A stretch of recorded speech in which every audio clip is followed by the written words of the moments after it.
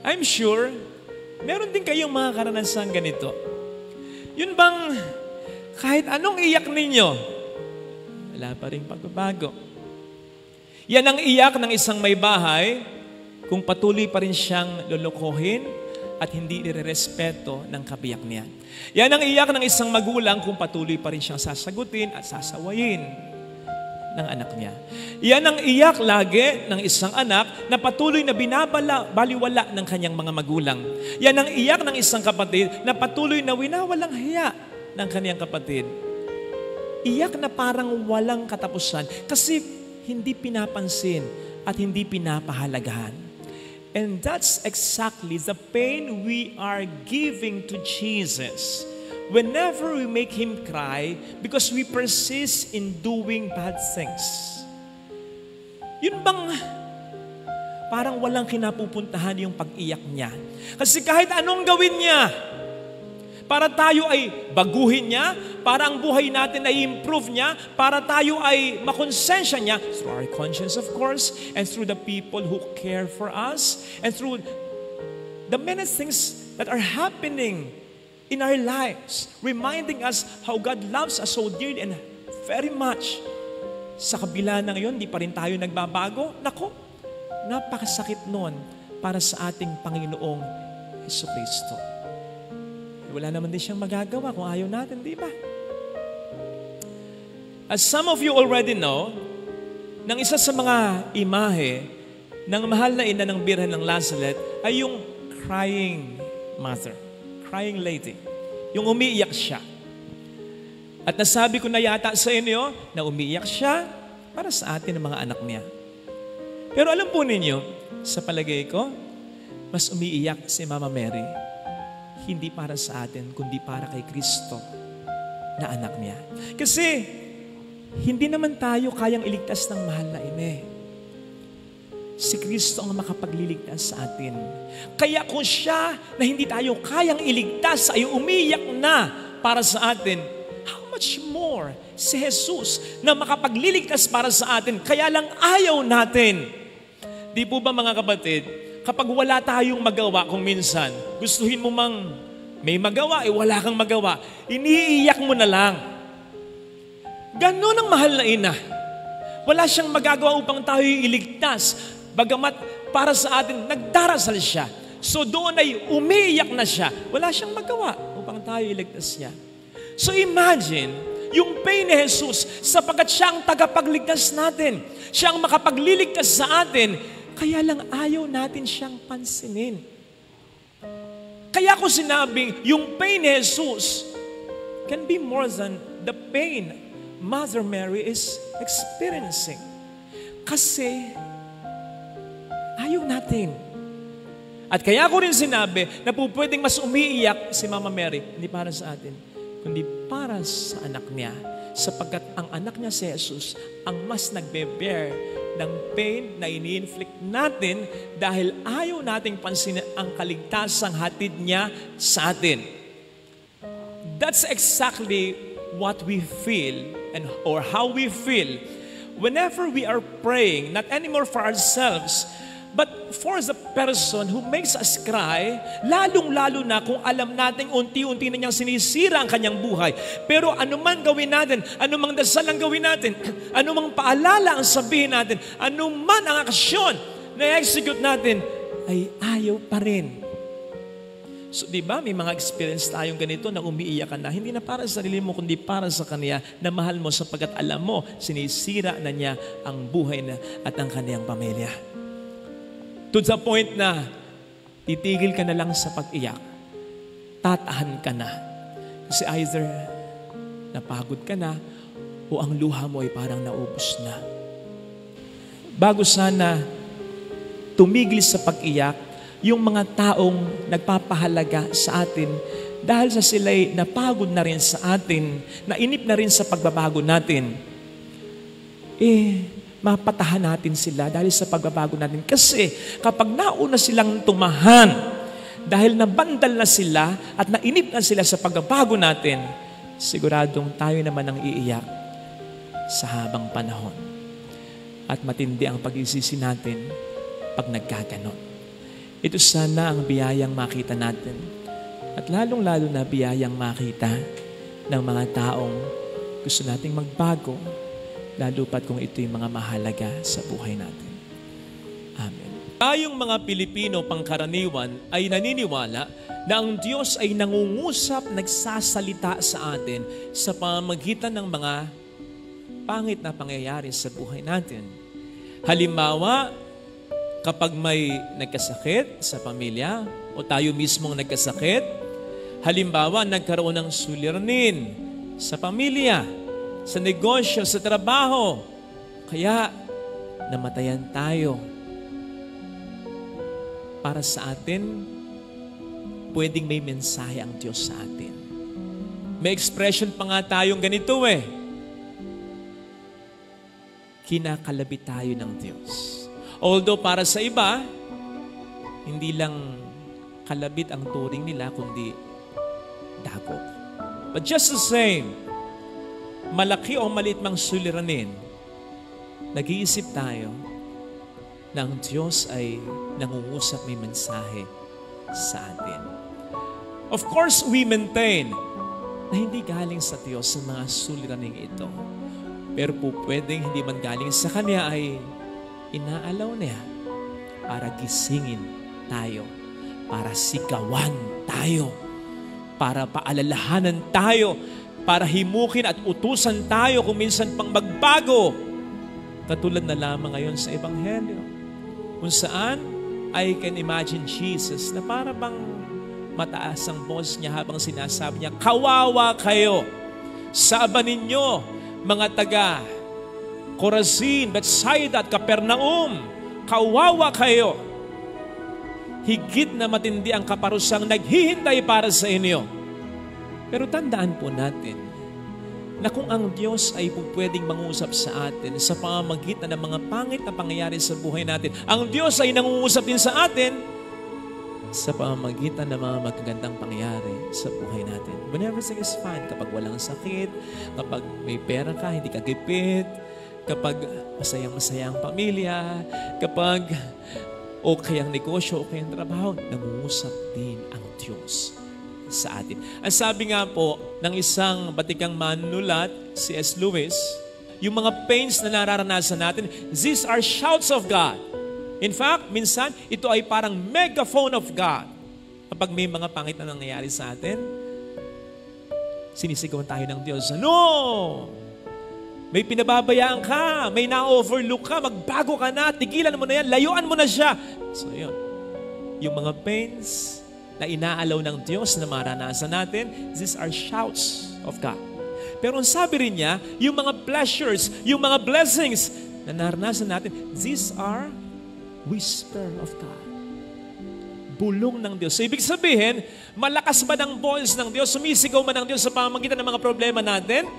Bumubulong naman ng Diyos. Ibig sabihin, may sinasabi rin ng Diyos sa pamamagitan ng mga blessings na binibigay niya sa atin. So kung siya'y sumisigaw sa pamamagitan ng ating mga problema, na tayo'y magbago, tayo'y magpakatino, gawin natin ito, gawin natin iyon, sa pamamagitan din ng mga blessings natin, nangungusap din ng Diyos sa atin. Agalagaan mo mga blessings ng buhay mo. Magpakatino ka, gawin mo ito, gawin mo yon, just the same. Kaya sana mga kapatid, bulong pa lang ng Diyos, blessings pa lang ng Diyos, makinig na tayo. Na-overlook natin ito Akala natin siguro yung mga blessings na nakukuha natin, obligado ang Diyos na ibigay ito at parang dapat ay meron. Hindi natin deserve ang mga blessings na ito, kaya nga blessings So, binibigay ng Diyos sa atin sapagkat mahal niya tayo at dahil may mensahe rin ng Diyos. Alagaan natin ang mga blessings na ito. Marami pang mga darating na biyaya at gusto niya kasi na maging pagpapala din tayo sa ating kapwa, lalo tigit sa ating pamilya. Kaya sana huwag tayong at iwasan natin ang magkasala. Habang blessed tayo, habang fulfilled ang buhay, habang maganda ang buhay, magbago na o kung hindi man kinakailangan magbago sapagkat matino na, huwag nang magkasala. Umiwas na. Bulong pa lang tayo makinig na at huwag nating hintayin na tayo sigawan pa niya. After all, hindi nga ba't mas maganda yung magpakatino tayo habang wala pa tayong problema. Kaysa naman magpakatino tayo nung meron tayong problema.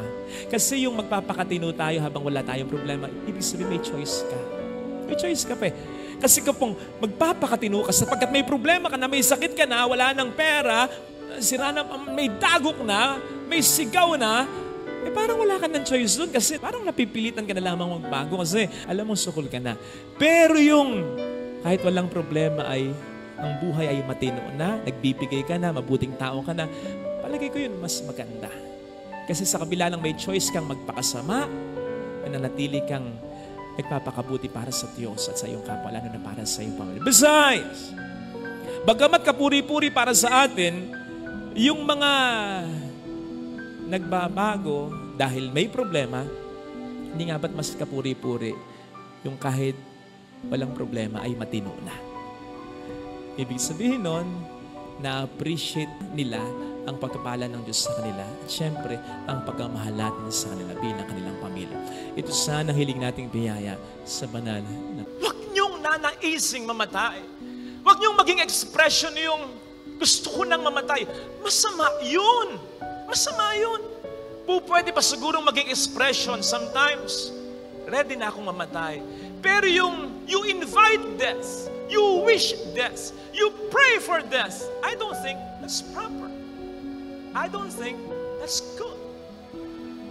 Because for as long as we are living, God wants us to do something. Minsan po, nakapagmisa ako sa isang patay. Matanda na yung patay, isang ama, isang mister. At napag-alaman ko, yung may bahay niya, matanda na rin at nakaratay na, nasa ospital.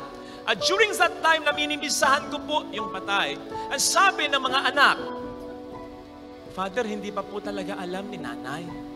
Mahina, matanda na po si nanay. Baka pag nalaman niyang wala na si tatay, baka bigla siyang bigay. And I won't forget yung speech ng anak na panganay. Kasi sa huli, ay sabi niya, Lord, umiiyak. Huwag niyo po munang kukunin si nanay. Please, Lord, kailangan pa namin si nanay. Kapatid, you see, kahit na nakaratay na, kahit alagay na, kahit wala nang maibibigay, materially sa pamilya, listen, sapagkat ito'y po pwedeng mangyari sa atin. Kapatid, huwag mong hangarin ng hangarin, gusto ko nang mamatay, sapagkat kapag yan ay nakatakda na, darating naman yan. Hindi ayon sa kayong kagustuhan, kundi ayon sa kanyang kalooban. Kaya huwag mo siyang pangunahan. Besides, lumalaban pa sila, ikaw sumusuko ka na? Gusto ka pa nilang mabuhay, gusto mo nang mamatay? Ano ba naman? Pwedeng, for the sake of argument, wala ka nang maramdamang pagkalinga sa pamilya, okay? Pero ang buhay ba ay ganun lang? Ang buhay ba, nabubuhay ka para sa mga taong nagmamahal sa'yo? Hindi ka pa pwedeng mabuhay para sa mga taong pwedeng mo pang mahalin at paglingkuran mo? Kapatid, kahit ang isang nakaratay pwede pa yang magdasal para sa kanyang mga minamahal. Kapatid, ang isang nakaratay na pwede pa rin makagawa ng kabutihan sapagkat ang kabutihan ay hindi lang naman yung gumagawa ka ng mabuti sa iba. Tandaan natin na ang kabutihan ay yung inaalaw mo rin yung iba na gumawa ng mabuti sa iyo. Sa pamamagitan mo na paglilingkuran nila si Kristo. Kaya pwede ba? Alisin yung ganung ekspresyon. Habang tayo nabubuhay, anuman ang ating estado, may misyon pa rin tayo. At tulad nga po ng eksena sa Ebanghelyo, pwedeng kunin na sila ni Kristo. Pero ang sabi sa kanila, humayo kayo at ipahayag ang mabuting balita sa mundo. Sinasabi sa ating unang pagbasa, ikalawa, may kanya-kanyang tawag o misyon tayo. Pagbutihin natin ito. Ngayon ang ascension, ang ating pag-akyat balang araw sa langit, sa tulong ng Panginoon. While we must long for, for the meantime, habang tayo nabubuhay, be our motivating factor. Habang gagawin natin ang ipinapagawa ng Panginoon sa atin. Kasi mahirap magmisyon, mahirap magpakabuting tao, mahirap magpakabuting tao until the end, consistently. Ito ngayon ang ating panghahawakan. Katulad ng mga alagad, mahirap para sa kanila, ang misyon ay binigay ni Kristo. Saan sila pupunta sa mundo? Papaano sila mangangaral? Kanino sila mangangaral? Papaano pag nanganib? At yun na nga ang nangyayari. nanganib, naging mitya pa ng kanilang buhay. Pero ang lahat ng iyan ay kanilang pinagdaanan ng gano'n na lang sapagkat ang kamatayan, muling pagkabuhay, at ngayon nga, ang pag-akyat ni Jesus sa kalangitan, ang kanilang pinanghawakan. Alalaumbaga, anuman ang struggles na kanilang napagharapan, napagdaanan, in their hearts and in their minds, alam nila ang lahat ng ito may pupuntahan. In the end, glory sa kalangitan. May nagsabi nga minsan, kapag tayo'y namatay at napunta ng langit at tayo'y namatay, namuhay ng mabait, mapapagbuntong hininga tayo ng malalim at sasabihin natin, it's all worth it. Sulit. Sulit yung pagmimisyon ko. Sulit yung pagpapakabuting tao ko. Sulit yung pagkapit ko kay Kristo. Scripture has it. No ear has heard, no eye has seen, no mind has ever imagined what God has prepared for those who love Him. Kapatid, hindi ko ripot ang Diyos. Huwag mo sabihing bonus lang yan. Ayun tayo eh. Yun ang madalas nating sinasabi. Yun ngang gumaling ako okay na eh. Pero ito, yung buhay ko ito, napakasaya ko. Hindi bonus yun. Nasa package yan. Kasama yan. Hindi add-on lang yan. Kasama yan, maniwala ka. Ngayon, kung ang buhay mo ay hindi eksaktong maging ganyan, sinisigurado ko sa iyo, wala na sa Diyos, kundi nasa tao na, nasa atin na, nasa paligid na natin ang kamalian. Pero sa punto ng Diyos, sa punto de vista ng Diyos, kapatid, ang buhay na gusto niya para sa atin, buhay na ganap at kasaya-saya, buhay na nagsisimula, hindi sa langit kundi dito sa lupa. Lagi kong sinasabi yan. Hindi tayo nilikha ng Diyos upang maging malungkot dito at upang maging masaya sa kapila. Nilikha tayo ng Diyos upang dito pa lamang maging masaya na at upang mas magnais tayo, may mas maligayang buhay sa kabila. That's it. Ikaw na magulang, hindi mo ba ibibigay sa mga anak mo ang lahat? Kung kaya mo naman, ang Diyos pa kaya? Kaya tandaan mo, mga kapatid, ang kalangitan ay hindi lamang dapat kumatawan sa buhay sa kabila na sa atin ay nakalaan. Ang kalangitan ay dapat kumatawan din sa willingness ng Diyos na ibigay sa atin kahit ngayon pa lang ang lahat ng ating kailangan para sa ating kabutihan. Ang langit ay hindi lamang dapat kumatawan sa buhay sa kabila kapag tapos nating mategir, literally dito sa lupa.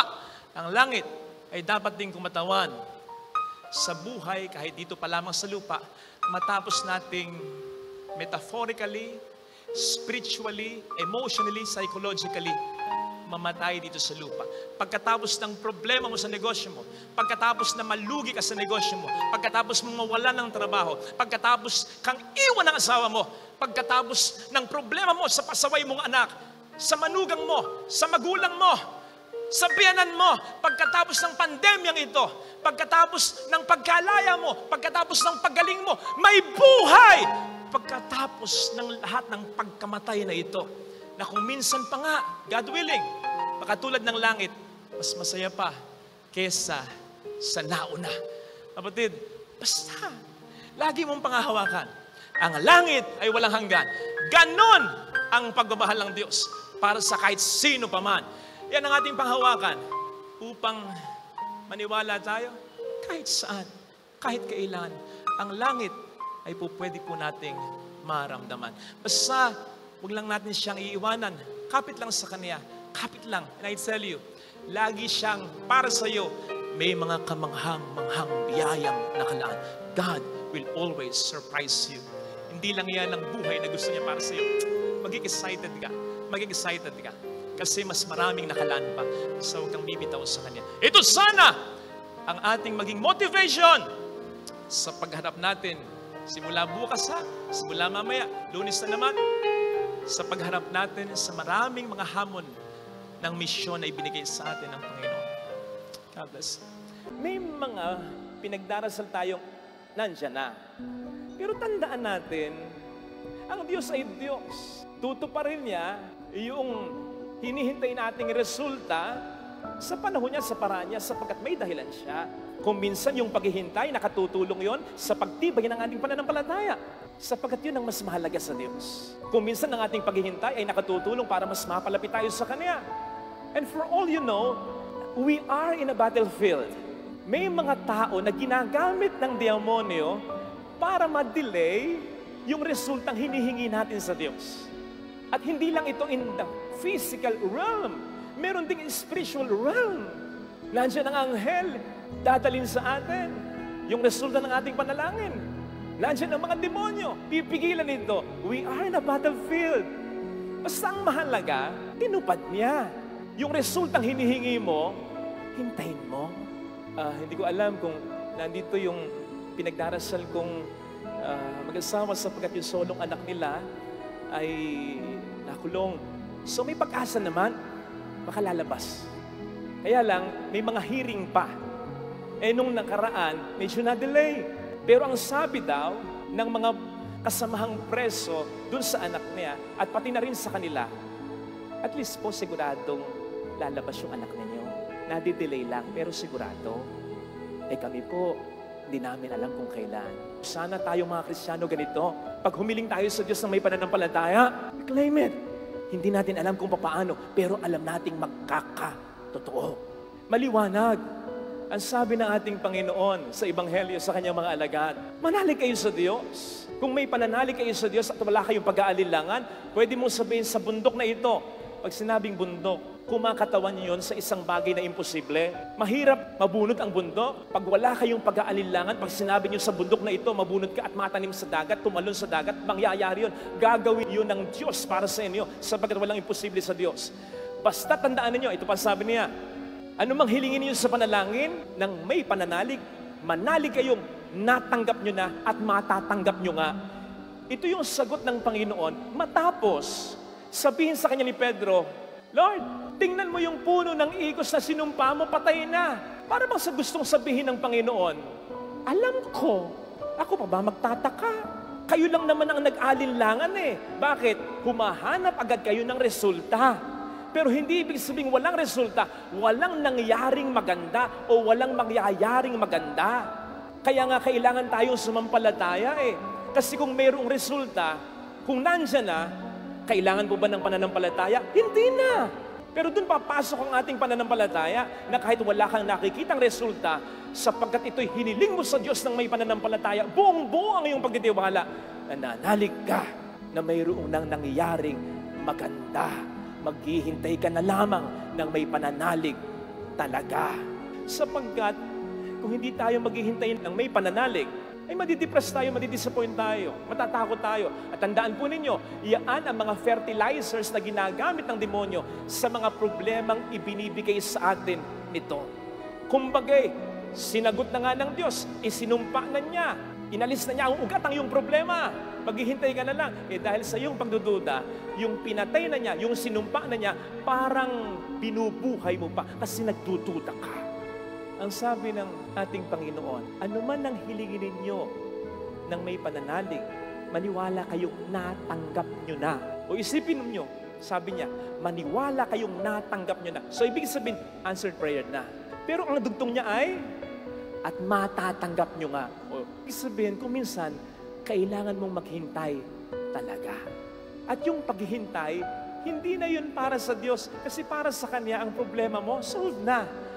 Ang paghihintay ay para sa iyo na lang talaga. Ihintayin mo na lang na sabihin ng doktor sa iyo, wala ka ng sakit, cancer-free ka na. Hihintayin mo na lang na sabihin ng tao sa iyo, okay na ang buhay mo, nakakainggit ka. Hihintayin mo na lang na makita mong, hindi na talaga gumagawa ng kabalastugan ng iyong asawa. Hihintayin mo na lamang yung resulta ng panalangin mong noon pa man ay sinagot na niya. So please, when we ask God for something in faith, stay in faith. Do not be deceived by the devil. Do not be discouraged. Sabi nga ng isang linya sa pelikula, akala mo lang wala, pero meron. Baka may kinakailangang iayos sa buhay mo. Huwag kang mahiya. Be honest. And plead God for this. Beg God for this. Lord, panghimasukan mo na ang buhay ko. ang pamilya ko, ang negosyo ko, ang trabaho ko, ang relasyon na kinasasadlakan ko, ang sitwasyon na kinaroroonan ko. Hindi ko na kaya ito. Once and for all, lagyan mo ito ng pero to turn things around. Baguhin mo, ayusin mo. Nagmamakaawa ako. Beg God for this. Ano kung masabihan din tayo ng Panginoon na hangal, katulad ng sinabi niya sa 2 disipulo sa Ebanghelyo. Ang ibig sabihin ng hangal, mayabang ka kasi, nagmamarunong ka kasi, o kaya, tanga ka kasi. Ano kung sabihan tayo ng Panginoon ng ganyan? Kung sa mahabang panahon ay gano'n naman talaga, naging hangal tayo sapagkat dumipende tayo sa ating sarili, sa iba, sa pera, sa kakayanan natin, hindi talaga natin kaya. Talagang darating ang punto na kakailanganin natin ang Panginoon. Ito na yun. Beg His presence in your life, His enlightenment, His inspiration, para masabi mo rin, lugmok na ako, pero binangon niya ako. Malala na ang sakit ko o ng mahal ko, pero pinagaling niya ako. Hindi ko na alam kung paano pakikitunguhan ang biyanan ko, ang manugang ko, ang asawa ko, pero pinatatag mo ako. Hindi ko na alam kung ano ang gagawin ko sa pasakit ulo kong anak, pero ang anak ko ay binago mo. Sadsad na ang negosyo ko, pero binigyan mo ng panibagong chance ito. Ngayon, on my road na ako for stability financially. Nawala ang asawa ko, iniwan ako, namatay ang asawa ko, namatay ang anak ko, parang namatay na rin ako, pero binuhay mo ako. Hindi mo nga naibigay yung matagal ko nang hinihiling sa'yo, pero may mga binibigay ka ng higit pa sa hinihiling ko. This can happen. Basta, tulad ng 2 disipulo sa Ebanghelyo, pag sinabi natin sa Panginoon, manghimasok ka na sa buhay ko, hayaan mo siyang kumilos para ang buhay mo'y maiayos. Tingnan po ninyo yung detalye sa Ebanghelyo. Nang tumanggap ng imbitasyon si Kristo, pumunta siya sa bahay ng 2 disipulo. Isipin po ninyo, siya yung bisita. Dapat nakaupo siya at naghihintay. Pero parang siya yung umastang may-ari ng bahay. Siya yung kumuha ng tinapay, naghati ng tinapay at nagbigay. Ang ibig sabihin ng detalyeng ito, kapag gusto mo ang Diyos ang manghimasok sa buhay mo, let Him be in charge. Let Him call the shots. Hayaan mo siya. Hayaan mo siya. Huwag ka nang kokontra. At huwag ka na rin masyadong mag-alala. Actually, kaya ka masyadong nag-aalala, gusto mo pa rin kontrolin ang buhay mo eh. Hindi ko sinasabing huwag kang magpagamot. Hindi ko sinasabing huwag ka nang magtrabaho. Hindi ko sinasabing huwag ka nang kumilos. Ang sinasabi ko, magpagumot ka, kumilos ka, dumiskarte ka, but at the end of the day, magtiwala ka 100% na sa Lord, ikaw na ha, unang bahala. Sa gayon, ang sign na dapat na ganon, wala ka na dapat o konting-konti na lang ang iyong pag-alala. Kasi ibig sabihin, nag-aalala ka, may mga bagay pa rin na kinokontrol mo sa iyong buhay, nakadampi pa rin ang iyong mga kamay. Huwag! Because when you're like that, God will be like this. O sige, ikaw na. Mas magaling ka naman eh. Diskarte mo, sige.